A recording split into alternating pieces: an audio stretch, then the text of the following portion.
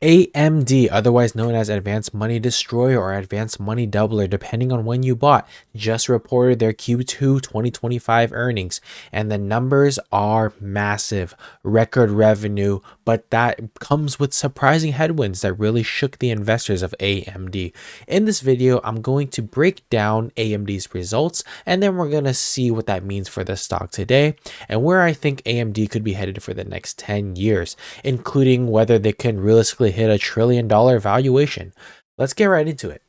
So we are going to look at AMD. AMD, this is me, guys, Matthew Tang. I'm right here. We're going to analyze AMD today. Some of the key earnings in Q2. AMD reported $7.7 billion in revenue, up 32% year over year, which is a record for the company. And despite being in this great growth, they posted a GAAP operating loss of $134 million. And on a non-GAAP basis, though, they were able to have operating income come in as strong as nearly $900 million. When it comes to earnings per share, that came in at about 48 cents per share, right in line with analyst expectations. Moving on to export and restrictions impact, we saw that the loss really comes down to export restrictions. AMD had taken an $800 million inventory charge that was tied up to their MI308 GPUs. Now, which is these GPUs, they couldn't be shipped to China under the new US rules. We know that China and the US have not been having a good relationship, and it's been pretty cooked lately. So those charges really dragged those gross margins all the way down to 40% when they would have really been closer to 54% without it.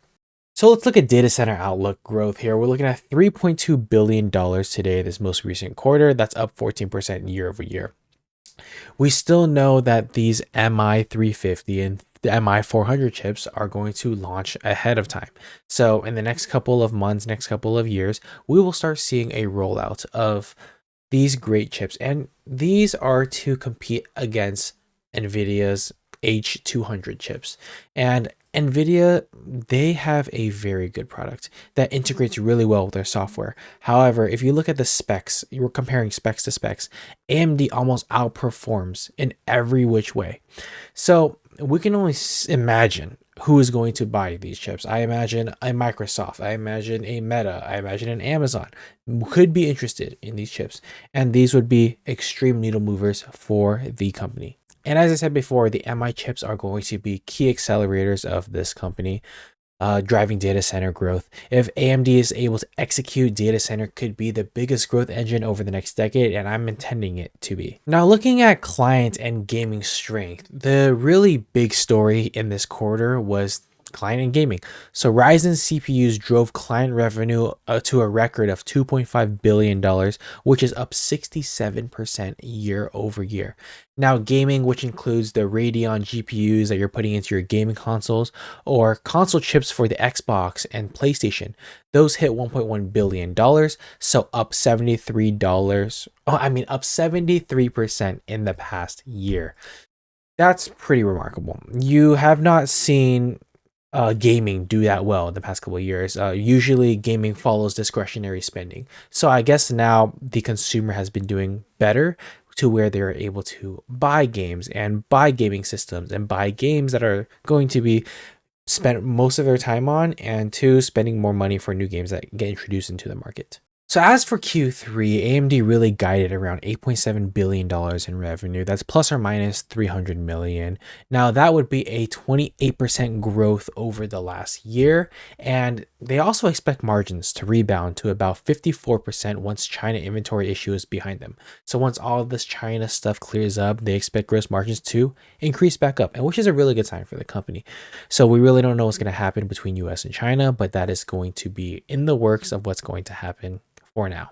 Speculation and uncertainty. So when it comes to a long-term revenue projection, I'm really calculating in growth assumptions for revenue and then taking a profit margin that they would be able to get after that. This is a very high level approach, and though it might not be as accurate, these are the kind of numbers that I'm looking at here. Just a quick back of the envelope math. So I'm saying that data center and AI growth is going to grow at about 17% on the bull case scenario, or maybe this is like a base case scenario. And client will grow at a 16% CAGR. Embedded and other will be at 5%, and AMD will operate at a 25% profit margin. Now, if they do all of that, by the time they get to 2035, they should have $145 billion in revenue and take a 25% margin off that. So your net income is $36 billion. Then you tackle on a 25 PE ratio to that. You're looking at a $906 billion company based off this high level approach. That gives you a compound annual growth rate of 12% year over year. And would you really be happy with taking on all this risk with just a 12% return? AMD might seem like a high valuation given that you're only getting 12% based off pretty high expectations, depending on who you are. However, in the base case here, in the middle ground, I put up a 20% data center and AI revenue because I think data center is going to take off like crazy. You put in a 20% data center and AI growth revenue number, you're looking at $1 billion. I mean, you're looking at $1 trillion with a T. So that's at a 25 PE, and you get a CAGR of 14%. That's okay. So now let's look at if AMD were to do 25% data center growth year over year. And I think this is very possible if they kick it out of the park and are actually able to have a great product that speaks for themselves while getting lower pricing and introducing new customers to their products and outperforming NVIDIA's chips. I don't think it's NVIDIA versus AMD who's going to take over who. I think they're both going to share the market. It's just that AMD might have a cheaper product that has really good performance that people might go to. So the market share is going to be split. And if it's going to be split and they gain a big share, this data center and AI growth can grow up to 25%, in my opinion. So you throw on a 25% CAGR and you are looking at a $1.3 trillion market cap at a 25 PE ratio in 2035. That gives you a 17% CAGR, and that's pretty good. I think if everything works out well, you're able to get this CAGR, and anyone would be happy with a 12% CAGR. Of course, these are high level numbers again, and it could be very inaccurate based on how well or well not the company AMD perform. Some of the risks that we got to look at here. NVIDIA, right? We know they are the dominant player. They own majority of the market share. Can AMD steal that market share? We're going to have to see throughout the years to come. Intel, will they get introduced to these segments that AMD operates in? We know as for the CPU side, for gaming consoles, everyone's grown up with Intel, but then now people are shifting away from Intel. And it seems that AMD is the more budget option and you are able to get the performance that you're able to want. However, we'll have to see what happens here. And we're going to have to look at export and geopolitic tensions with China. There's going to be supply chain issues all the time. We know China's a big risk. Execution risk in AI GPUs. We don't really know what's going to happen with AI in the future. Is it actually going to be as big as the internet? I think Q2, there has been a record revenue for AMD. They had a great quarter, and I really like the numbers here. AI and data center growth, I think this is a long-term growth engine, and AMD could be a $1 trillion company by 2035, if not more. This is just me being optimistic and seeing how well AMD has performed as of late.